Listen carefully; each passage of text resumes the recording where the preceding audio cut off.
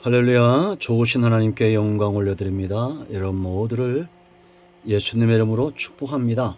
오늘도 여호와의 이름이다 시편의 말씀을 읽을 때 들을 때에 하나님이 반드시 응답하심을 믿습니다. 38편 말씀을 묵상합니다. 기도하겠습니다. 영광을 우리 하나님 앞에 올려드립니다. 온 마음으로 하나님을 사랑하며 예배합니다. 주의 음성 듣기를 사모하여 아버지 앞에 있습니다.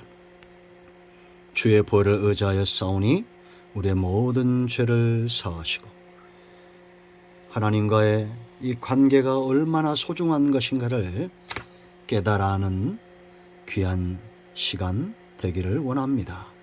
주의 이름을 의지하여 싸우니 하나님의 선하심과 인자하심으로 우리 가운데 함께하여 주시기를 원합니다. 종을 낮추시옵소서. 겸손하게 하시고 오직 말씀의 통로만 되게 하옵소서. 시편의 많은 시인들이 하나님의 은혜를 흠모했던 것처럼 우리에게 동일한 마음이 있기를 원합니다. 다윗의 마음을 주시고 우리 주님의 마음이 우리 가운데 느껴지는 귀한 시간 되게 하옵소서. 예수님의 이름으로 사모하며 기도합니다. 아멘. 자, 1절 말씀부터 보겠습니다. 여호와여, 주의 노하심으로 나를 책망하지 마시고 주의 분노하심으로 나를 징계하지 마소서. 주의 화살이 나를 찌르고 주의 손이 나를 심히 누르시나이다. 주의 진노로 말미암아 내 살이 성한 곳이 없사오며 나의 죄로 말미암아 내 뼈에 평안함이 없나이다. 내 죄악이 내 머리에 넘쳐서 무거운 짐 같으니 내가 감당할 수 없나이다. 내 상처가 썩어 악취가 나오니 내가 우매한 까닭이로소이다. 내가 아프고 심히 구부러졌으며 종일토록 슬픔 중에 다니나이다. 내 허리에 열기가 가득하고 내 살에 성한 곳이 없나이다. 내가 피곤하고 심히 상하였음에 마음이 불안하여 신음하나이다. 주여, 나의 모든 소원이 주 앞에 있사오며 나의 탄식이 주 앞에 감추이지 아니하나이다. 내 심장이 뛰고 내 기력이 쌓여 내 눈의 빛도 나를 떠났나이다. 거기까지 보겠습니다. 오늘 이 말씀은 참회시입니다. 이 시편에 7가지의 참회시가 있죠. 6편, 32편, 38편, 그리고 39편, 51편, 130편, 143편입니다. 그 가운데서 6편과 32편과 38편과 51편은 바로 우리아와 밧세바 사건 이후에 기록된 그런 시죠.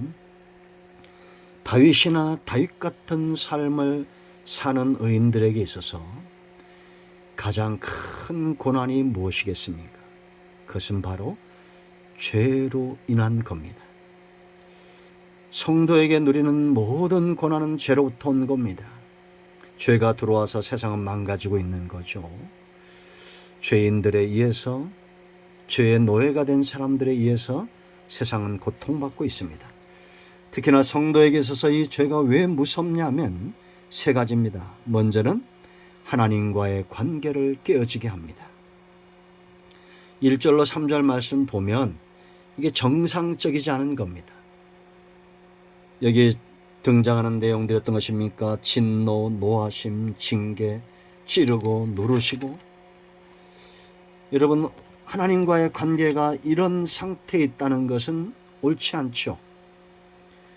제가 전에도 말씀드렸지만 하나님이 벗으로 만났던 사람들이 있습니다. 아브라함과 모세와 다윗 같은 사람은 벗이었죠. 그러나 그들도 하나님을 떠났을 때는 매를 대시죠. 말씀을 보내사 위경에서 건지시는 말씀을 보내는 분들도 있고 또한 매를 치시는 경우도 있습니다. 목자가 양을 늘 매로 다스린다고 생각해 보세요. 그건 정상적이지 않습니다. 죄는 하나님과의 관계를 멀어지게 하고 그 결과 결국은 평안이 없습니다. 3절 하반절에 내 뼈에 평안함이 없나이다. 하나님을 의지하는 것이 우리의 뼈고 하나님을 의지하는 것이 우리의 평안의 근원인데 하나님과 멀어진 겁니다. 두 번째는 죄는 죄를 짓는 그 본인을 망가뜨립니다. 능력을 잃어버리게 합니다. 여러분 4절 말씀 보세요. 무거운 짐을 졌다라고 말합니다. 내 죄악이 내 머리에 넘쳐서 무거운 짐 같으니 내가 감당할 수 없나이다. 짐을 지고 어떻게 능력 있는 삶을 살고 평안한 삶을 살 수 있겠습니까? 마치 여러분 전장에 나가는 병사가 자기 몸무게의 서너 배는 되는 갑옷을 입었다 생각해 보십시오. 전장터에 나가자마자 지쳐서 쓰러져서 죽을 것입니다. 그렇지 않겠습니까? 무거운 짐입니다. 감당할 수 없는 짐, 능력을 앗아갑니다. 우매하게 됩니다. 5절 보세요. 내 상처가 썩어 악취가 나오니 내가 우매한 까닭이로다. 성도는 그리스도의 향기죠. 우리 안에서는 정말 그리스도의 향기, 예수님 닮은 모습들이 드러나야 되는데 죄는 악취가 나게 하고 상처를 썩게 합니다. 여러분 범죄자들 보세요. 거기 선한 모습이 있습니까? 풍기는 것이 선한 것이 있어요? 없잖아요. 종일 지속되는 슬픔입니다. 6절 7절 우리가 감당해야 될 일들이 많고 사역이 많은데 내가 아프고 심히 구부러졌으며 종일토록 슬픔 중에 다니나이다. 내 허리에 열기가 가득하고 내 살에 성한 곳이 없나이다. 죄로 인하여 능력을 잃어버린 겁니다. 8절 보세요. 내가 피곤하고 심히 상함에 마음이 불안하여 신음하나이다. 불안한 마음, 심히 상한 마음, 피곤함, 불안, 이 삶의 이런 것들의 연속이 다른 기도 제목을 가질 수가 없어요. 그래서 9절 주여 나의 모든 소원이 주 앞에 있사오며 나의 탄식이 주 앞에 감추이지 아니하나이다. 탄식하는 겁니다. 여러분 우리가 하나님 앞에 서서 간구해야 될 얼마나 많은 일들이 있고 기도응답으로 사는 성도가 얼마나 많은 영역이 있습니까? 그런데 죄인은 그 모든 것들을 감당할 수 없습니다. 10절 보세요. 내 심장이 뛰고 내 기력이 쇠하여 내 눈에 빛도 나를 떠났나이다. 우리가 대적 앞에 서면 담대해야 되고 그 눈은 빛나야 되고 골리앗 앞에 섰던 다윗처럼 그래야 되지 않습니까? 그러나 죄는 그 본인을 망가뜨리는 거예요. 세 번째는 이웃과의 관계도 깨어지게 됩니다. 왜 원수가 생길까요? 왜 문제가 생길까요?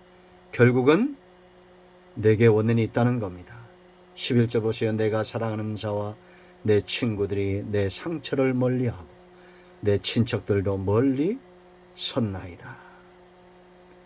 과거에 사랑했던 자들이 이제는 멀어지는 겁니다. 내 생명을 찾는 자가 올무를 넣고 나를 해하려는 자가 괴악한 일을 말하여 종일토록 음모를 꾸민다라고 말합니다. 어제는 충직한 신하였고 친구였던 자들이 이제는 올무를 놓는 자들이 되는 겁니다. 그리고 이것은 또 다른 의미는 죄는 하나님과 멀어진다, 목자가 멀어지게 하는 거죠. 결국은 원수들이 이리들이 노리게 된다라는 겁니다. 그들 앞에 이제는 어떤 영향력도 없는 삶을 살게 되죠. 13절 보세요. 나는 못 듣는 자같이 듣지 아니하고 말 못하는 자같이 입을 열지 아니하오니. 여러분 의인의 입술은 복이 있습니다. 생명나무와 같습니다. 하나님과 함께하는 자들은 그 영향력이 굉장하지 않습니까? 그러나 죄는 이 모든 영향력들을 가져가고 이웃을, 친구를 이제는 외면하는 자로 원수로 만들어 놓습니다. 지혜를 잃어버려요. 14절 보세요. 나는 듣지 못하는 자 같아서 내 입에는 반박할 말이 없나이다. 이 모든 원인은 결과적으로 하나님과 멀어지게 하고 나 자신을 망가뜨리고 이웃과의 관계를 틀어지게 하는 것, 결국 죄다. 다윗의 신앙은 그가 하나님 앞에 정말 깨어 있다는 것은 이걸 느끼고 깨달았다는 겁니다. 그러므로 이제 15절부터 회복을 위하여 간구하는데 반드시 하나님이 응답하실 수밖에 없는 이유들이 거기에 있습니다. 이제 우리가 이 부분은 내일 살펴보면서 왜 우리가 기도해야 되고 왜 우리가 통해야 되는지, 하나님은 반드시 응답하신다라는 거 꼭 기억하시기 바랍니다. 오늘 여기까지 합니다. 기도합니다.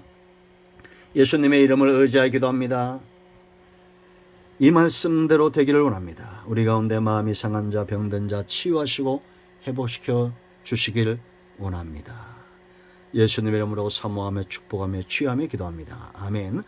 할렐루야. 하나님을 가까이 하는 여러분 모두를 예수님의 이름으로 축복합니다. 오늘도 응답이 여러분 가정에 임하였습니다. 나자는 예수 그리스도의 이름으로 모든 병만은 떠나가고 질병은 치유되며 모든 문제는 해결되었습니다. 아멘.